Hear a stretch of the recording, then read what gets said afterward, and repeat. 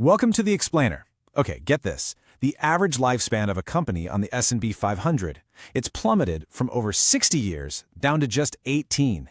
Why? Simple. The world is changing faster than ever before. So today, we're going to break down how you can build a business that doesn't just survive all this change, but actually thrives on it. You know, to really thrive in this new world, you need a totally different mindset. It's not about waiting around for that one perfect plan. No, it's about taking action, learning as you go, and adapting. It all comes back to that great line from Mark Twain. Continuous improvement is better than delayed perfection. It's all about making small, consistent, and immediate progress. So, I want you to think about your own organization for a second. Is it really built to last? Can you honestly say it's able to adapt to this constantly shifting landscape? Because let's be real, in today's world, standing still is exactly the same as falling behind. To answer that question, you have to understand what's at stake. You are in a constant, non-stop race against change. And to win this race, it takes more than just a good product. You need a very specific mindset and a set of practices that let you stay way ahead of the curve. And the solution to winning that race is this idea of continuous improvement. This isn't some one-time project you can check off a list.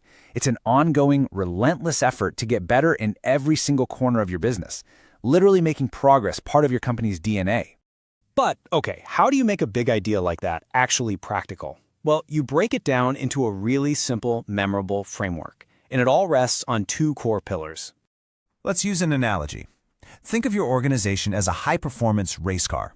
Those regular reviews, that's your foundation, the chassis, the suspension. It gives you stability and control. But adaptability? Oh, that's your engine. That's the raw power that takes your insights and rockets you forward. You absolutely positively need both to win the race. So let's dive into that first pillar, the power of the review. This is where you get the actionable intelligence, the real data you need to make smart, informed decisions. And look, reviews are so much more than just meetings on a calendar. They are your secret weapon for success. They create accountability by keeping everyone focused on actual outcomes. They build in agility by giving you the info you need to make those quick, smart pivots. And maybe most importantly, they create a culture of learning and growth where everyone's always looking to get better. Now, here's where it gets really practical. There are 4 distinct types of reviews, and a truly healthy organization is running all of them in a regular rhythm. You've got performance reviews looking at results, process reviews for efficiency, customer reviews to check satisfaction, and of course, strategic reviews for that big picture, long-term vision. And believe me, this isn't just theory. Toyota built a global empire on its Kaizen philosophy, which is all about small, daily, incremental improvements driven by constant review. For instance, they have this 5 whys process, where to find the real source of a problem, they just keep asking why 5 times. It is a powerful, real-world testament to how effective this pillar is. All right, let's shift gears to our second pillar, adaptability. This is where the rubber really meets the road. It's the ability to actually do something with all those insights you've gathered, the ability to pivot. Adaptability is what turns all that insight into action. It's the muscle that lets you truly innovate, that builds resilience when things get tough, and that unlocks real, tangible growth. And we see this in action at some of the world's most innovative companies. I mean, take Google's famous 20% time policy. By giving their employees the freedom to explore side projects, they ended up with game changers like Gmail and AdSense. They are literally building adaptability and a growth mindset right into the fabric of their culture. Spotify does it a little differently. They use small, autonomous squads that are empowered to make their own decisions.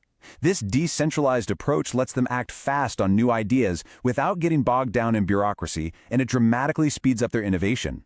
You know, a single squad might decide to run a test on a new feature without needing approval from 10 different departments. And of course, there's the big one, Netflix. They saw the future of content was online and made that incredibly bold shift from DVDs to streaming. Now that is adaptability on a grand scale. But here's the real magic. These 2 pillars, review and adaptability, they don't just exist side by side. They actually connect to create this powerful, self-reinforcing cycle, what we call an improvement engine. You can see that synergy right here. It's a simple loop, but it is so incredibly effective. The review process generates an insight, say user engagement is down, and then that culture of adaptability allows the team to take immediate action. Let's prototype new features. Insight leads to action, which then creates new results to review all over again. But look, building this engine isn't always a smooth ride. There are some really common roadblocks that can stop you right in your tracks. The trick is to anticipate these challenges before they happen. If you're facing resistance, you have to over-communicate the why to get people bought in. If your resources are tight, you've got to be ruthless about prioritizing what's going to have the biggest impact. And if your team is too focused on the short term, you need to create a North Star goal that aligns everyone on the long-term vision. So what's your next move? You've got the what, the why, and the how. Now it's all about taking action. If you remember just 3 things from this, make it these. Regular reviews are your foundation for getting real insight. Adaptability is the engine that turns that insight into actual change. And it's putting both of those together that truly builds a future-proof organization. So we'll leave you with this final question. Now what? What are you going to do with this? What's the one small move you can make today to start building your own improvement engine? Because in the race against change, the only way to lose is to stand still.